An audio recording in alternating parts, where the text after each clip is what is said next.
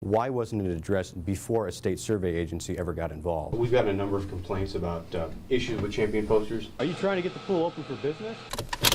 The school district does not allow its buses to go into cul-de-sacs or neighborhoods where there are just dead ends. The main problem is the buses are very long, and if there's a car or there's garbage cans in this cul-de-sac, the bus may not be able to turn around. And the airline serving them gets $2.3 million a year in your money to operate 24 flights between Burlington and O'Hare and Burlington and Lambert St. Louis airports. The homeowner contacted TV6 Investigates after Davenport's building inspector failed the work done on her new home addition. And she couldn't get a straight answer from the company that she hired, Veterans Home Improvement, owned by Eric Cosgrove. In this contract she signed, Cosgrove says he's a licensed general contractor in Illinois.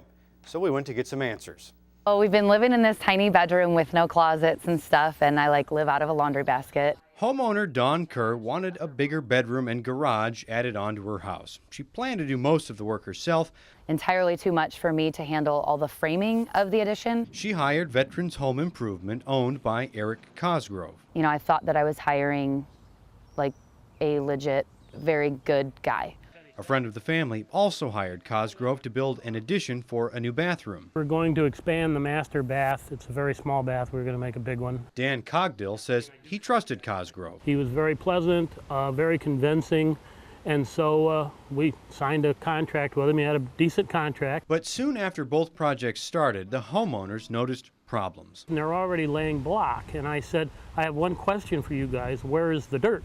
Because, you know, they would have dug a 42-inch by approximately 30-foot foundation during those 2 hours, which is obviously impossible. I had pulled in the driveway, and I could tell that this wall was not even square. From up there, in fact, my daughter-in-law, who doesn't build anything, came around the corner and said, you're not supposed to be able to see through the wall, are you? I came inside the garage, and I was like, whoa. I look at this right here, and there is not a header for the garage door. Both called their city inspectors. Both inspectors failed the work that had been done. Davenport's inspection wrote the work was not following the plan. East Moline's inspector cited improper installation to issue this stop work order. The East Moline building inspector, he got a pretty good laugh out of the whole thing also. Failed it on many accounts. The city inspector said that if we were to try to leave this existing structure, it would require engineering. Neither homeowner understood what happened. They've both filed complaints with the Illinois Attorney General's office. A spokesperson confirmed the office is looking into the matters and gave us these copies. Both Kerr and Cogdill point to this line in their contracts, where Cosgrove says he's a licensed general contractor in the state of Illinois in good standing. But the state told us it doesn't license general contractors. It told us to check with the cities. We asked Moline, Rock Island, and East Moline. All three say they've never issued any license to Cosgrove or registered him. Cosgrove's contract also says his business is registered in Moline, but the Illinois Secretary of State's office doesn't have any incorporation records from Cosgrove either. So we called him up. In your contract agreement, you mentioned that you're a licensed general contractor. I can't find a license anywhere in the state of Illinois. Cosgrove declined to answer my questions because Kerr was suing him. That case wrapped up 2 weeks ago. We sat in the courtroom and heard the judge rule Cosgrove did not complete the work on Kerr's home in a workmanlike manner and ordered him to pay $7,500 to Kerr. We tried to talk to Cosgrove outside the courthouse. Eric, can I ask just a couple of questions? Now, you said that in your contract you claim that you're a licensed general contractor. Are you a licensed general contractor, sir? You're in my bubble. Sir, it's a public property. Are you a licensed general contractor? Get out of my face. I'm right here talking to you, sir. Are you a contractor? Do you know how to do construction, sir? Get a real job. You've had two building inspectors fail you in 2 projects. Do you know how to... Kerr doesn't know what happened. I felt like he wasn't trying to run a scam. I felt like he was a guy who was trying to be something he really wasn't licensed to be, and that he had just gotten way in over his head. Cogdill just feels ripped off. If I were an old lady who didn't know any better, he would have actually built something on top of this foundation, and by next winter, it probably would have been falling down. Now, both homeowners have hired other contractors to fix and complete the projects they hired Cosgrove to build. The judge gave Cosgrove 90 days to pay Kerr. Cogdill just filed suit against Cosgrove on July 24th. Wrong site surgeries are part of a group of medical mistakes called never events. That means they're simply never supposed to happen, but they do. In that letter obtained by TV6 Investigates, Genesis Health System wrote to its employees that 4 wrong site surgeries had occurred within 40 days. In that letter, Genesis writes employees didn't always follow the hospital procedures meant to protect patients. We asked to speak with the CEO and Chief Medical Officer to find out what happened and what the health system was doing to prevent it in the future. Genesis had us talk to its Vice President of Corporate Communications. The severity of the error is critical to understand. In the case of these 4 errors, no serious consequence reached the patient. Relatively speaking. Genesis Health System Vice President of Corporate Communications Ken Crokin says no one died and no one had the wrong limb amputated. But the Iowa Department of Inspections and Appeals found 2 wrong site surgeries occurred at Genesis hospitals within 2 weeks. On October 23rd, a surgeon at Genesis West cut into the left hip of an 80-year-old patient. The patient needed surgery on their broken right hip. The surgeon began the initial incision, no muscle, no bone, the initial incision that would position the surgery to go forward. The inspector found no written evidence that a key safety procedure called a timeout had been performed. That's when the operating team double-checks the patient, the procedure, and the site before cutting. The surgeon said he didn't participate in a timeout and didn't remember if the team did either. A nurse said she did a timeout but didn't write it down. Crokin says there's no proof a timeout didn't occur. The nurse noted there was a timeout, but clearly it had not been an effective timeout, because if it had been effective, it would not have happened. The nurse stopped the surgery, and the team figured out the mistake. The surgeon closed the cut and did the surgery on the correct side. I think there's no doubt that everyone would conclude that more attention should have been paid to, are we on the right side? On November 5th at Genesis East, a patient came in for thyroid surgery. They had a suspicious mass on the right half and were supposed to have the right half removed.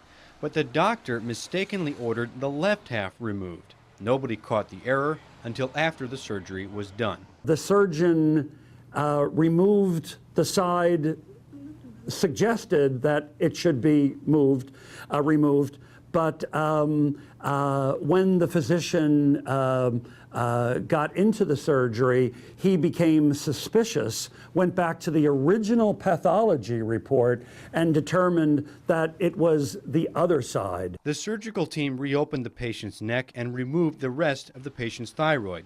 That half turned out to be cancerous. Standard procedure would have called for the entire thyroid's removal when that part was found to be cancerous. We take very seriously the fact that there had been a miscommunication that occurred outside of our 4 walls and brought inside, but in this particular case, that patient avoided a second surgery. Crokin didn't have details on the remaining 2 wrong site surgeries Genesis discussed in its letter, but did say they were also not serious safety events, in that no lasting or serious harm occurred to the patient. So what happened? In its letter to staff, Genesis found doctors were not fully participating in timeouts. At times, there were distractions, such as music playing in the background. Markings on a patient were covered up. Crokin says staff members involved in a wrong site surgery are going through a disciplinary process. I can assure you and the public that we take these timeouts very seriously, and privileges to work in this hospital are determined by compliance with our safety regulations. The Iowa inspector also found Genesis failed to immediately implement a system to ensure timeouts occurred after these wrong site surgeries at Genesis East and West. The state calls it an immediate jeopardy. It means patients are at risk. Why wasn't it addressed before a state survey agency ever got involved? Well, it was addressed, which is how we came up with the plan. We reported it to the state survey team during their visit, but that doesn't suggest that we didn't react immediately. 4 in a 1 month period or 2 month period is completely unacceptable. Dr. David Nash is a patient safety expert. He's the editor-in-chief of the Journal of American Medical Quality. He says modern medicine has worked to eliminate wrong site surgeries for decades. A 2013 study estimates wrong site surgeries occur as often as 50 times a week across the country. Nash says it only takes simple errors to accumulate for a wrong site surgery to occur. A very busy operating room, very busy surgeon, some change in the general procedures of the day, and lo and behold, we get what's called the Swiss cheese effect, and an error occurs which could in fact lead to wrong site surgery. There are multiple reasons wrong site surgeries happen. Researchers studying them in Colorado blamed poor planning and not following the timeout. Nash says it boils down to a hospital's patient safety culture. In a culture that is a just culture, that recognizes human fallibility, that questions each other in a professional and appropriate manner, there should be zero wrong site surgeries. We do audits. We self-audit ourselves all the time. Tom Feldman leads the Center for Health Ambulatory Surgery Center in Peoria. His staff participated in a Joint Commission study a year and a half ago. The goal? Figure out more ways to prevent wrong site surgery. His team performed a mock timeout for TV6 Investigates. Let's do a timeout. Date of birth is 5/8/1972. We're here for an open right carpal tunnel release. No implants. All agree? I agree. I agree.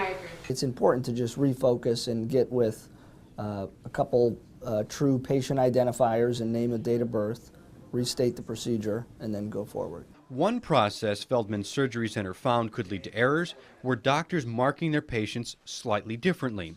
Some used a dot, some their initials, some a yes. With 85 doctors doing surgery, Feldman decided to set a standard.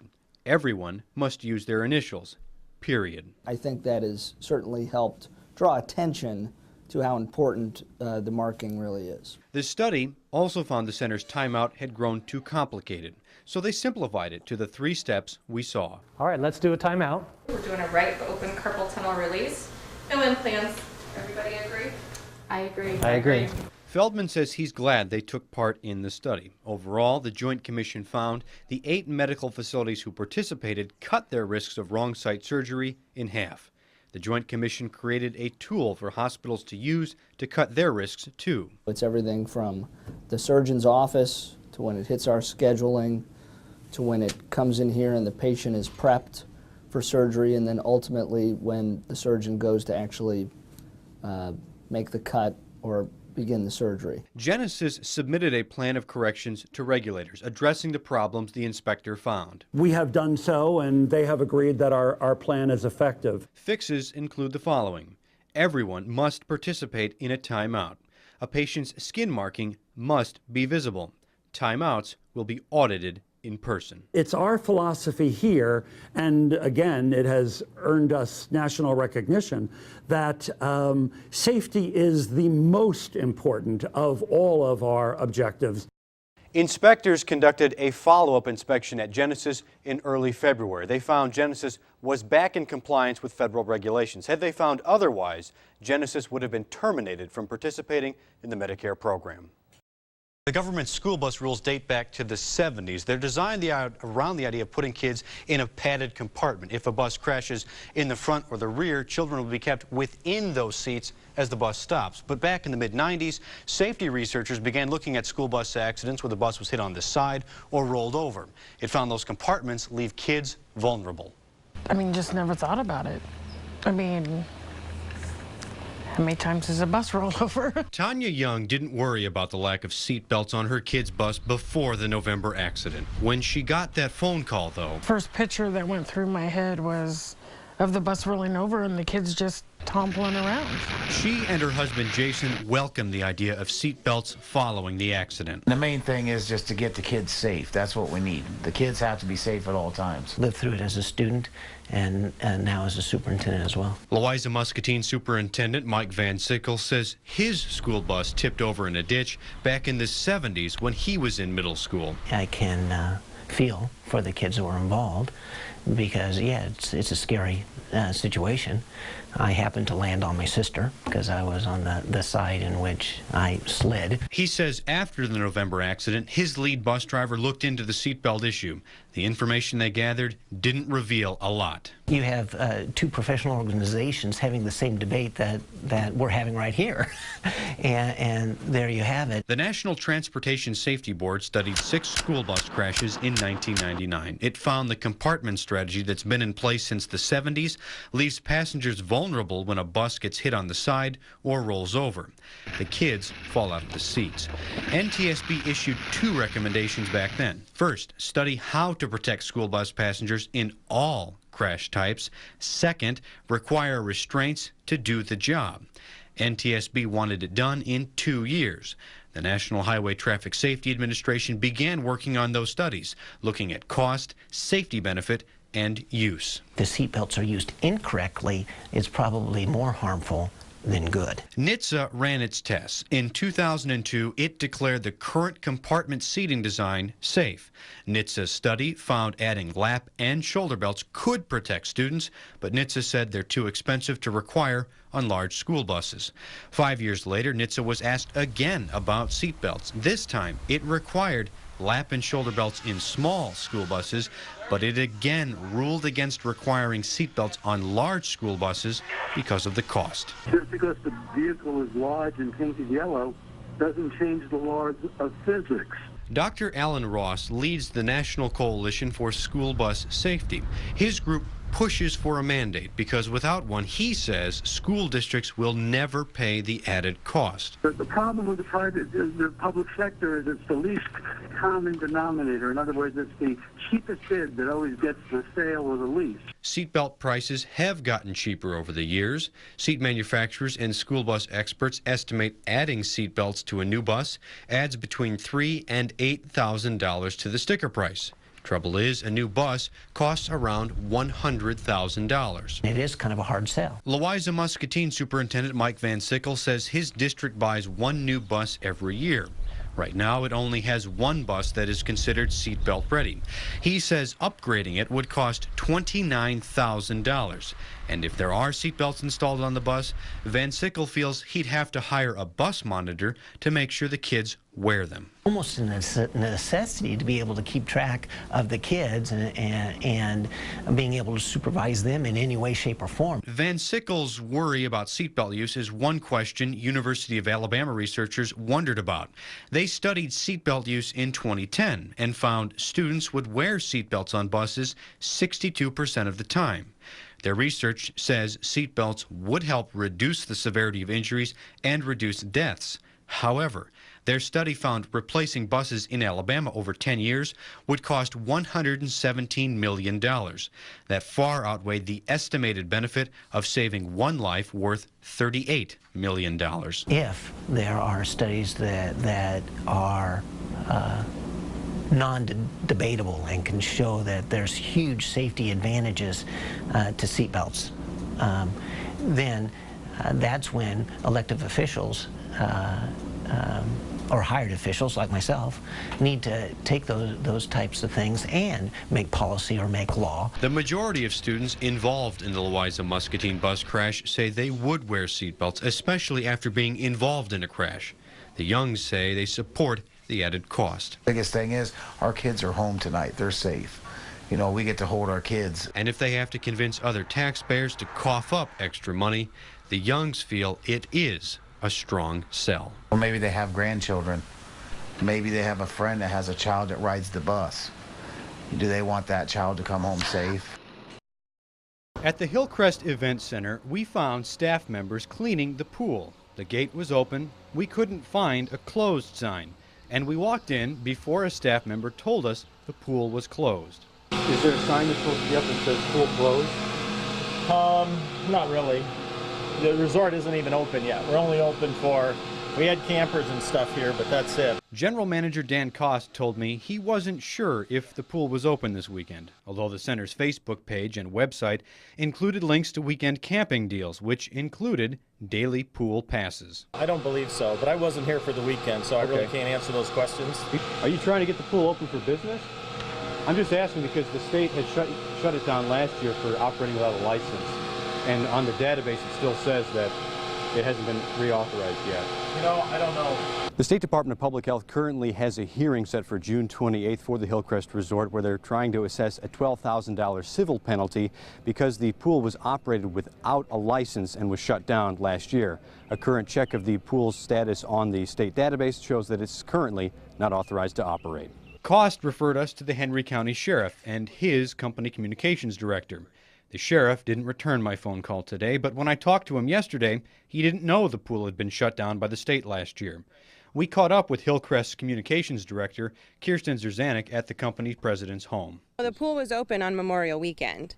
After the incident, it closed down, and we cannot reopen until we have our inspection by the state. Did the state ever reauthorize you guys to open from last I have year? no idea on that information. The state inspection last year found a laundry list of violations. The pool operated without a license for over 2 months. The pool's chlorine and pH didn't meet state standards. The bathrooms didn't have soap. Water testing records were missing. The state gave the pool a swimming facility closed sign. We couldn't find it. I don't know between the two of them who's responsible for that. I think that Dan would be able to answer the question, but I'm not positive. The State Department of Health spokesperson answered our question. She said the facility is still unlicensed and should not have been open. In Orion, Mark Stevens, KWQC, TV6 News. Watch this video from mid-April. State Senator Joe Sang is about to cast a vote. Watch his wife and Legislative Clerk Mary talk to him. Physically help him vote.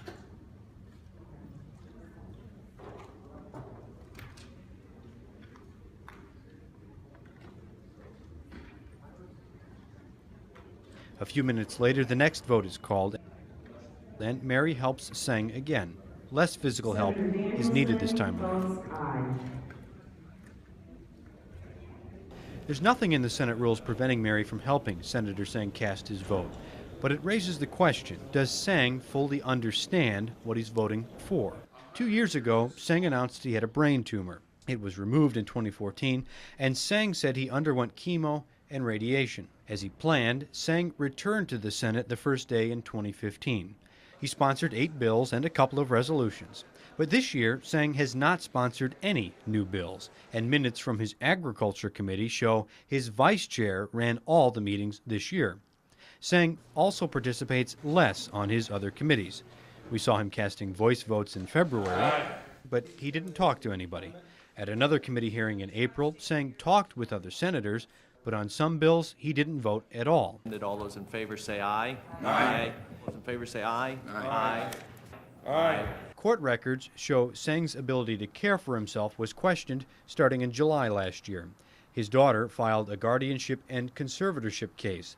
That type of case asks a judge to put someone under another person's care for legal, financial, or medical decisions. In some cases, people under a guardianship can lose their right to vote. Fellow state senators Tom Courtney and Wally Horn both filed affidavits in the case. So did Sang's wife and other family members. We can see that on the docket report. We can't see inside any of the files because Joe Sang's lawyer had the judge seal it. Sang's daughter had the case dismissed in the end, but did it in a way that it could be brought again. Sang's daughter also filed an elder abuse case naming Sang's wife and clerk Mary as a defendant. Because of privacy law, we can't look at the entire case file, but this code on the front makes it clear that it's an elder abuse case. By law, elder abuse cases involve adults who can't take care of themselves and are being hurt or taken advantage of by someone else. We tried to get records from the Sheriff's Department related to the case, but not in the court file. But after being tipped off to our open records request, Sang's attorney was granted a request to seal any and all documents related to the case, including police reports. We don't know what's in the case. We don't know what the Sheriff's Department found. But we do know it's an elder abuse case filed by Sang's daughter with Sang's wife, Mary, named as a defendant. What's also clear, Joe Sang's attorneys didn't want us seeing anything related to the case. Sang also hasn't interacted with voters in public much. He didn't attend a Medicaid listening session in February. He hasn't attended any of the monthly Scott County legislative forums, since January. We asked to talk to Seng. We wanted to ask him about his attendance, his lighter workload, and the court cases he's involved in. We were told he would only answer written questions. It's our policy that we don't give questions ahead of time. Seng never agreed to an interview. I called Mary about the elder abuse case. She told me there isn't one. She said somebody gave me the wrong information. 45 minutes later, she called me back and told me I was bothering her and Senator Seng. Mary reminded me he had a brain tumor. She said if I called or emailed again, she'd pursue harassment charges against me. Despite that, and despite what we've seen, Seng's colleagues at the Capitol say he's a valuable and active part of their team. Majority Leader Mike Gronstal said in a statement, Joe Seng is an active member of the Iowa Senate and continues to serve his constituents. Because of some communication difficulties, Senator Amanda Reagan of Mason City, the vice chair of the Senate Agriculture Committee, has worked side by side with Senator Seng to facilitate meetings of the Agriculture Committee. However, make no mistake, Joe is aware of what's happening in those meetings, as well as other committee meetings and floor debate. Senator Tom Courtney, who submitted an affidavit in Seng's guardianship case, said all the senators are trying to help Seng as he recovers. The ranking Republican on Seng's Ag Committee, Senator Dan Zumbaugh, said the same thing. All senators are working with him as he works through his recovery. There are lots of questions about the safety of deer meat shot with lead ammunition. Research shows the ammunition breaks apart when it strikes an animal, leaving small fragments behind. Those fragments have been found in meat after it's been processed and packaged for people to eat. Hunters and people picking up donated deer meat from the food pantry are at risk of eating these lead fragments.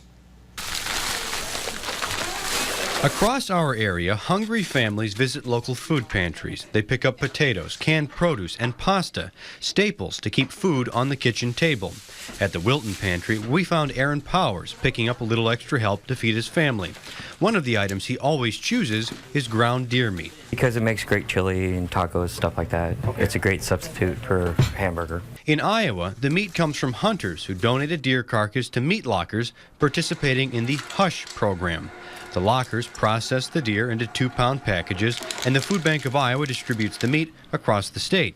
Pantry leaders like Wapalo's Kathy Barrick say the donated deer meat is a huge help. If we did not have that, we would probably have to come up with another $1,000, either for the purchase of meat. Barrick says meat is expensive for her pantry to get, but needed for her clients. Ground venison? Yeah. We want to give wholesome, nutritious food to our clients. But with lead ammunition still in use, is this deer meat safe to eat? We collected 14 packages from pantries and hunters around the area. A medical school helped us x-ray them. The results? 4 of the 14 packages contained glowing white fragments in them, consistent with metal objects. The pictures are similar to those taken by University of North Dakota radiologist Ted Fogarty. He co-authored a study looking for lead in donated deer meat in North Dakota. There's no doubt that that's metal.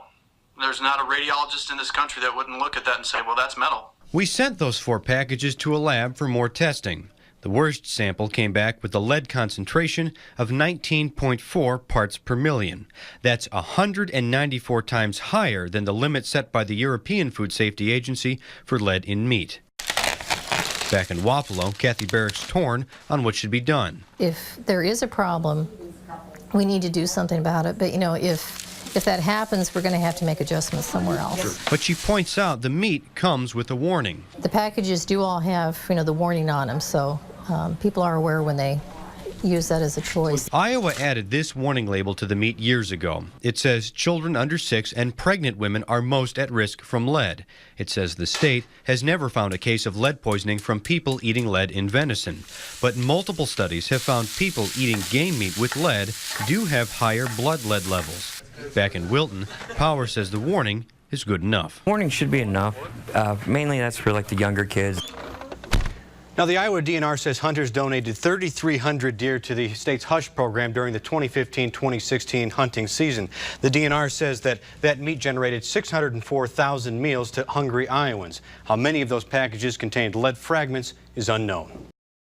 Without my face and my name out there, people don't know who I am. LeClaire realtor Pam Brahman relies on advertising to get her business name out. If I don't advertise myself, I don't have any clients. If I don't have any clients, I can't pay my bills. She got a cold call back in September from a salesperson at Champion Posters. They said that they go out to high schools and the sports posters with baseball, football, all the kids on it. They print those up and then there's advertising on the side. Brahman says she checked out Champion's website, felt comfortable, and paid for a $500 ad in 3 Bettendorf school sports posters. They said they'll get back in touch with me in 2 weeks for the artwork. Well, that never happened. Brahman called the Bettendorf school's athletic director to ask about Champion. He confirmed that they hadn't done any sports posters for a number of years. The athletic director repeated the same information to me. Brahman called Champion, she emailed, but she couldn't get a hold of anybody. It wasn't until she threatened to get a lawyer involved that someone returned her call. They said they'd give me a refund. That was 3 weeks ago. The Iowa Attorney General's office has received 23 complaints about Champion since 2006. The Better Business Bureau received 16 complaints in the last 3 years. It gave Champion an F rating. I just was really trying to think of any way to market myself, and I thought this would be a great way to, get my name out there to lots of parents. Felicia Emmons is a realtor in Fishers, Indiana. She paid for a $200 ad in a football poster back in June. A couple weeks went by, never heard anything. I think they said that they were going to email me the proofs. Never got those. And yeah, I kind of forgot about it because football season, I didn't know when the first game was going to be. Emmons says Champion was supposed to send her posters and deliver them throughout her town. It wasn't until her son said he was going to a football game that she realized the posters hadn't arrived. I was upset that I was going to receive them late and had already missed a game or two. Little did I know, I wouldn't ever be receiving anything. She called them immediately. And they said, "Oh, we sent your posters last week." And I said, "You did? Oh, well, okay, that's great. When did you send them?" She says Champion couldn't provide a specific date. She asked if there was a tracking number. "Do you have the tracking number for that?" "We don't have a tracking number." It was already 2 weeks into Fisher's football season. She asked for a refund. He was just pretty much saying, "Yeah, we definitely sent them out. You're not getting a refund." So we stopped by Champions to get some answers from the owner, Jim Shannon. Hi, Mark with Channel 6. I'm looking for Jim. He's not available. Is Jim? Yeah, is he available later today or? I don't know. I could take your contact information. Yeah, absolutely. This is my card. We've gotten a number of complaints about issues with Champion posters. Okay. I've had a couple of callers say that they'd ordered product and they didn't get it. I've had some people call and say they got product, but it was faulty and they asked for refunds. I'm sorry. This is private property, and I'd appreciate if you didn't film me. I'll give him this card though. Okay. Shannon called me later that day. He declined an on-camera interview. He told me over the phone that Champion is a legitimate business. He said he's been in business for 10 years and said his business is not a scam. He said if people were promised refunds, they would get them. He said he mailed Felicia Emmons' refund check on November 3rd or 4th. Brahman sent me a text hours later saying Champion told her it would refund her credit card. I tried to be nice. And now I think I just want to warn people. Yeah, I'm mad. I want my money back. Brahman received her refund Friday. Emmons came today.